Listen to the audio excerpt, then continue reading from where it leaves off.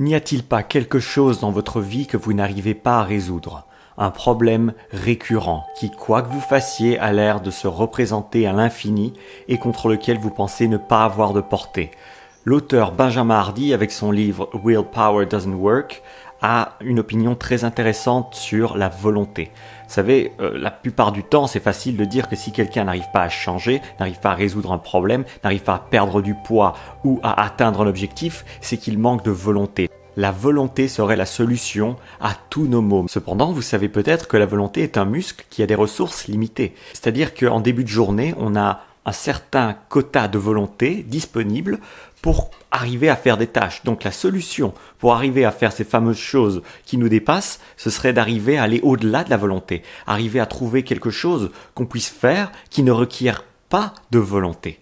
Et c'est tout le message de Benjamin Hardy dans son livre Willpower Doesn't Work, que quoi que vous fassiez, tôt ou tard, si vous avez des problèmes par rapport par exemple, à perdre du poids, on va prendre l'exemple bête de perdre du poids, vous avez 10 kilos à perdre, vous n'arrivez pas à les perdre, quoi que vous fassiez, vous avez testé des régimes, vous revenez constamment à votre poids original, vous avez essayé de faire de la liposuction, vous avez essayé de traîner avec des gens qui avaient un poids inférieur au vôtre, etc. Mais quoi que vous fassiez, quand vous revenez chez vous, vous avez du mal et vous craquez pour ce biscuit, pour ce burger, pour cette pizza surgelée. Tout le problème viendrait ici alors de votre environnement. C'est l'environnement qui vous conditionne à devenir cette personne qui n'arrive pas à perdre du poids. Parce que mettons que vous changez d'environnement, vous déménagez et vous allez dans un tout nouvel environnement qui ne vous aura pas conditionné à remanger ces cookies à l'infini, à remanger ces pizzas surgelées à l'infini, vous allez alors avoir une autre perception de vous-même parce que l'environnement ne vous rappellera pas inconsciemment, constamment, que vous êtes gros, par exemple. Donc comment est-ce que ça s'applique à vous ce conseil? Eh bien, je vous pose la question. Quelle est la chose qui vous dérange, que ce soit dans vos finances, vous n'avez peut-être pas assez d'argent, que ce soit au niveau du physique, peut-être que vous n'êtes pas assez musclé, ou peut-être que vous êtes trop gros, peut-être que vous avez des poignées d'amour qui vous ennuient, ou peut-être que vous aimez pas votre coupe de cheveux, j'en sais rien.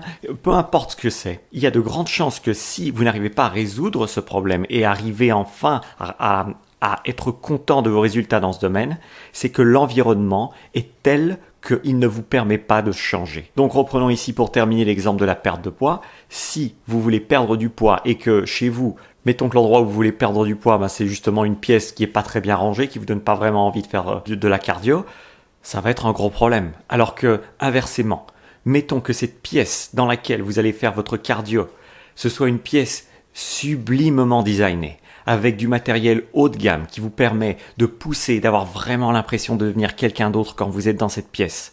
Et que, en plus de ça, dans votre frigidaire, il n'y a pas de malbouffe, c'est pas possible de craquer le moment où vous voulez craquer parce qu'il n'y a juste pas de malbouffe, vous allez forcément changer.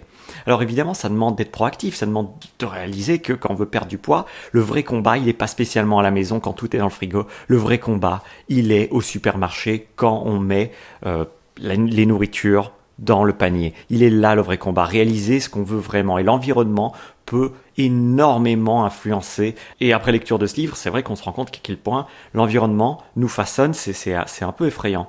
Donc peu importe ce qui se passe dans votre vie, si vous n'avez pas des résultats dans un domaine X, Y ou Z, pensez à quel point l'environnement joue contre vous à ce niveau-là. Si vous avez du mal à vous prendre au sérieux, peut-être que ça vient du fait que quand vous regardez dans le miroir, vous vous trouvez pas bien habillé, ou alors vous vous trouvez pas bien apprêté, ou alors vous aimez pas votre corps, ou alors vous aimez pas quelque chose. Et donc cet environnement, l'environnement qui vous a conditionné à accepter cette vision négative de vous-même, vous rappelle constamment que vous ne pourrez pas changer, parce que l'environnement déclenche des réactions chimiques, des émotions en nous constamment, qui fait que c'est presque impossible de changer quand 95% de nos comportements sont définis par notre inconscient. Et notre inconscient, c'est grosso modo notre environnement. Donc si vous voulez changer, essayez de changer votre environnement. Vous serez surpris de voir les résultats. Dans votre cuisine, le fait d'avoir un grand tableau avec les bénéfices des fruits et des légumes, le fait de voir ce tableau tous les jours, croyez-moi, tôt ou tard, ça va vous amener à acheter plus de fruits et plus de légumes. C'est pareil dans votre chambre, c'est pareil